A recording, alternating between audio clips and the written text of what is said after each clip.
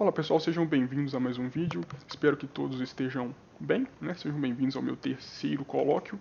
Hoje estarei comentando um pouco sobre direito constitucional, que está longe, mas muito longe mesmo de ser minha matéria favorita do direito, mas é necessário, né? Bom, acho válido salientar de antemão, assim como faço em todos os vídeos, que meu objetivo com este vídeo, com este tipo de vídeo, não era ensinar ninguém, tá? Eu só quero expor algumas coisas que eu penso sobre algumas matérias e a maneira pela qual as interpreto. Tudo bem? Portanto, não recomendo que vocês utilizem este vídeo como fonte, seja lá para o que for. Bom, hoje estarei comentando sobre o constitucionalismo, levantando algumas questões, algumas reflexões e depois partirei para o poder constituinte e poder constituinte originário. O poder constituinte derivado deixarei para outro vídeo, né? Não quero um vídeo muito longo, acho que é isto. Bom, estas são as minhas folhas. O meu objetivo, como eu disse, é fixar as matérias e por este singelo motivo, não irei olhar muito para elas, tá? Às vezes será necessário para que eu possa me guiar, até porque é muita coisa para falar. Bom, começando sem enrolação, depois de muita enrolação na verdade, vamos começar pelo constitucionalismo. O constitucionalismo, em essência, e utilizando como base a doutrina do Rodrigo Padilha, posso até deixar o link aqui na descrição, ele significa, em essência, a supremacia da lei, no caso, a Constituição e a limitação do poder, certo? Enquanto eu estava lendo sobre o constitucionalismo, eu vi algumas ideias interessantes, que basicamente ele surgiu em Atenas, né? Desculpem-me. E surgiu através de uma ideia de que o povo queria limitar o poder do rei, do soberano, seja lá quem for, certo? Então foi um movimento que surgiu do povo. E o povo, além dele querer limitar o poder, ele queria acabar, entre aspas, com a contingência da vida. Ele queria um rumo certo, né? Então, seria uma ideia de que o Estado pudesse promover uma vida menos contingente, isto é, menos incerta.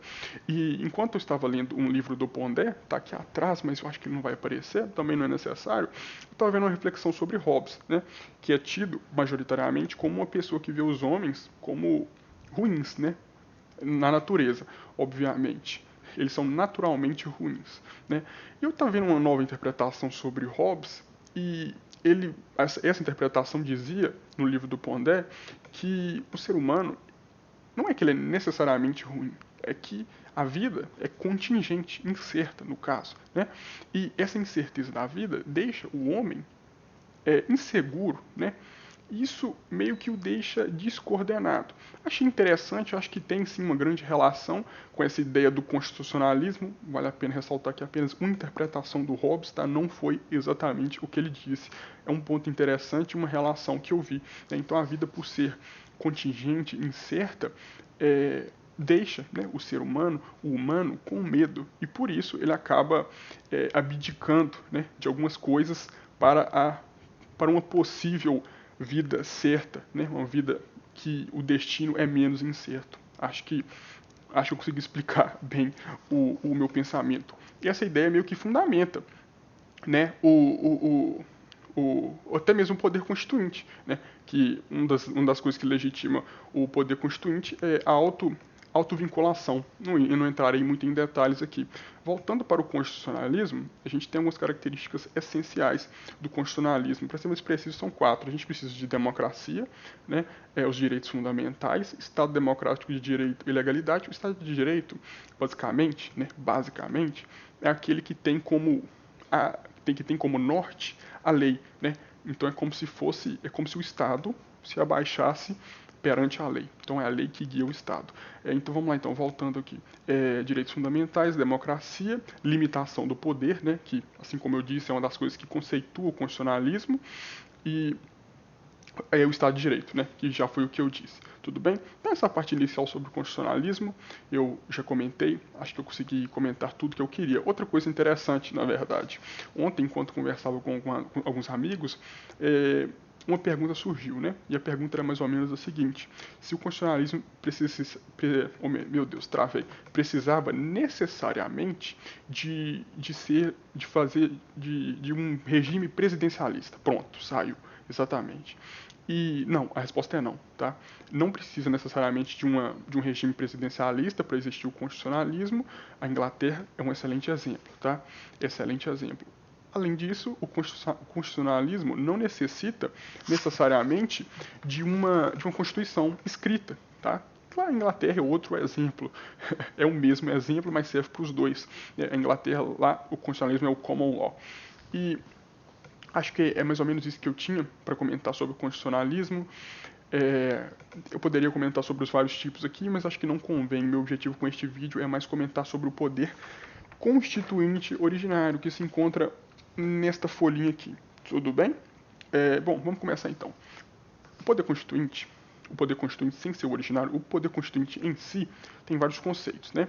O mais simples seria que o poder constituinte é aquele que vai criar, vai modificar a ordem jurídica, né? A ordem jurídica de um Estado. Bom, nas férias, enquanto eu estudava poder constituinte, eu vi um conceito interessante que dizia mais ou menos o seguinte, que o poder constituinte, ele é a manifestação soberana política de um povo, que é organizado juridicamente e socialmente. Eu acho que é um bom conceito, explica muito bem o que é o constitucionalismo, mas é algo menos objetivo, certo? Algo que exige uma interpretação. Então acho que ter em mente que o constitucionalismo o poder constituinte é nada mais nada menos do que aquele que pode criar uma nova ordem jurídica, modificar a Constituição, e essas coisas já é mais do que o suficiente. Bom, é o que eu penso, é a maneira que eu interpreto, tá? Aluno do segundo período, talvez no futuro eu esteja assistindo este vídeo e me xingando. Uma ramificação, vamos falar assim, do poder constituinte, uma das várias, né, para ser mais preciso, é o poder constituinte originário, que o nome já diz o bastante, né? É aquele que vai fundar um Estado-nação. A gente tem na doutrina dois tipos de poder constituinte originário. A gente vai ter o fundacional, que é aquele que funda, né, o Estado-nação. No caso de início mesmo, ele vai fundar um Estado-nação, e a gente tem o poder constituinte originário pós-fundacional. Tá? O pós-fundacional é bem simples, galera. É aquele que vai reordenar o Estado, certo? É isso mesmo, reordenação dos poderes já existentes, para ser mais preciso. Ele só vai reordenar, então, o que já existe, enquanto o fundacional é aquele que vai fundar, criar um novo Estado. Tudo bem? O poder constituinte originário, o originário aqui, voltando, assim como eu disse, é o original, é o inicial, é aquele que começa um novo Estado, tá? Um Estado-nação, vamos falar assim. Tem várias formas, né, de se expressar este poder constituinte originário, né? Ele pode se expressar através de uma revolução. Meu Deus, revolução, comunista safado. Não necessariamente, tá? A revolução, ela normalmente é dotada de ilegalidade. Na maioria das vezes, né? Dotada de ilegalidade. Mas a revolução, em alguns casos, ela é muito dotada de legitimidade, uma vez que é o povo, né, que vai começar essa revolução.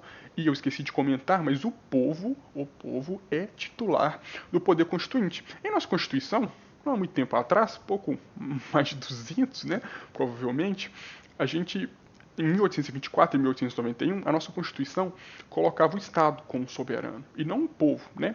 Fontes, doutrina do Rodrigo Padilha, ok? E hoje a ideia mudou. Hoje em dia é o povo que fica no topo e o Estado, né, fica abaixo, não é mais soberano como era antes. O poder emana do povo e várias outras coisas. Então, voltando, formas de expressão do poder constituinte originário.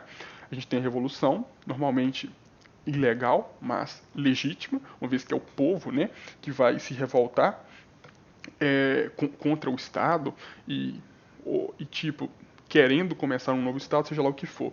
Depois a gente tem a Assembleia Nacional, né, que é a mais padrão, normal, não é uma revolução, portanto, nem sempre é ilegal, né? Foi o que aconteceu aqui no Brasil. Não sei a data exatamente de quando que ela começou, mas foi o que houve aqui. E a gente pode entrar em várias ramificações da Assembleia Nacional, tem vários tipos, não sei mais o que, não sei mais o que. Mas enfim, a Assembleia Nacional Constituinte, ela é mais ou menos aquele conjunto de pessoas que foram eleitas, né, para elaborar esta nova Constituição. Tudo bem? Para o povo, obviamente, não para o Estado, né? Mas a gente pode entrar nos vários tipos de Constituição outorgada, blá blá blá. Enfim, o direito depende, tudo depende, tem muita coisa, tem muita ramificação. Estou me atendo ao que digo, tá? que existem ramificações, eu não tenho dúvida, só estou deixando claro. Por fim, a terceira forma de expressão do poder constituinte originário é através do plebiscito ou do referendo. Essa é bem diferente, não tenho o costume de ver muito, mas ela existe, né? Através do plebiscito ou referendo, a gente vê normalmente nas constituições cesáreas, né? Cesáreas, isso mesmo, cesáreas. Que normalmente é quando a Constituição ela é escrita, vamos falar pelos soberanos, né?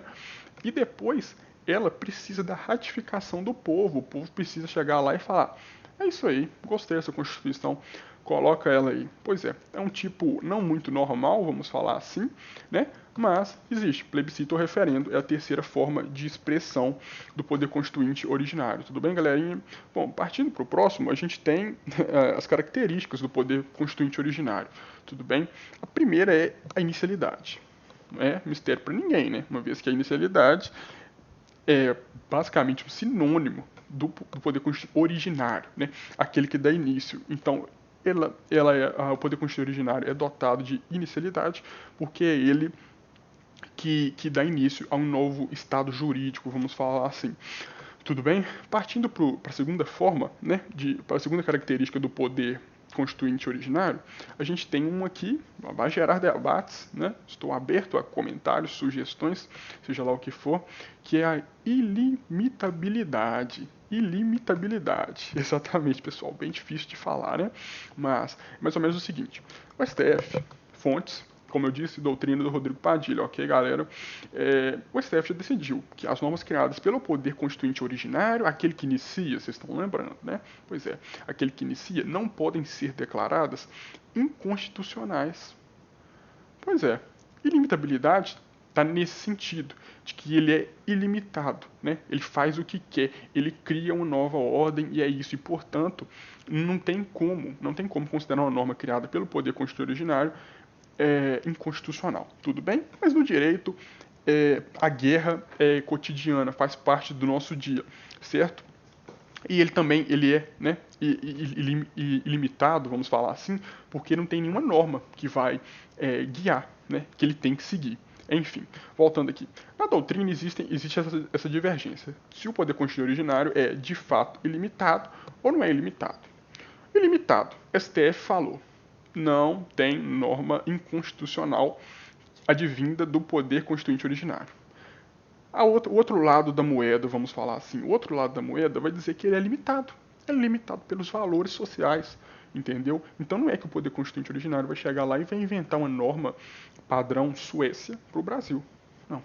Ele depende. Né? Ele depende dos valores sociais. O que o grande pensador Armando que pensa? Brincadeiras à parte, né? Longe de ser um grande pensador, mas eu penso o seguinte, eu penso que sim, ele é ilimitado na parte jurídica. É simples, ué. Não tem uma lei que vai ditar o que o poder constituinte originário vai fazer, certo? Uma lei. Existe sim os valores que com certeza influenciam em tudo, principalmente no direito. É meio que impossível não ser totalmente isento, é o que eu penso. Mas isso não tira o caráter ilimitado do poder constituinte originário, tá? Ele é limitado juridicamente, né? Uma vez que ele não precisa seguir nenhuma norma anterior, tudo bem? Partindo para a terceira forma e a final para acabar com este vídeo, a gente tem características do poder constituinte originário, a gente tem o incondicionamento. Incondicionamento. Pronto, agora você me arrebentou, Armando. Pois é, quando eu vi pela primeira vez, não foi amor, não, foi tristeza, tá? O incondicionamento significa que o poder constituinte originário não existe necessariamente uma forma pela qual o poder constituinte originário possa se exteriorizar. Ixi, tá confuso ainda. Basicamente que não existe padrão, tá? Não existe padrão para o poder constituinte se exteriorizar, vamos falar assim, ele existir, né? Não tem nada que ele siga, certo? Então, por isso, ele é incondicional. Tá? Uma pequena diquinha aqui que talvez ajude em algo. Quando a gente for comentar sobre o poder constituinte derivado, quando vocês forem estudar o poder constituinte derivado, eu acho válido, né, dizer que o poder constituinte derivado ele é basicamente o contrário. As características são contrárias ao poder constituinte originário. Ele não é inicial, ele é derivado.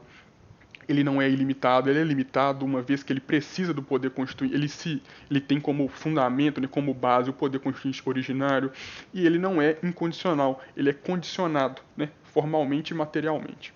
Enfim, pessoal, acabei saindo um pouco do tema aqui e já pulei para o tema do próximo vídeo. Acabei com as minhas 2 folhas, acho que não tem mais muita coisa para eu comentar. Existem sim várias outras formas de constitucionalismo, isso não é mistério. Poderia comentar sobre várias coisas, mas não é o intuito deste vídeo, tá? Muito obrigado por ter assistido até aqui, pessoal. É mais ou menos isso que eu tinha a dizer. Espero que tenham gostado. No like, eu deixo para que vocês decidam. Até breve.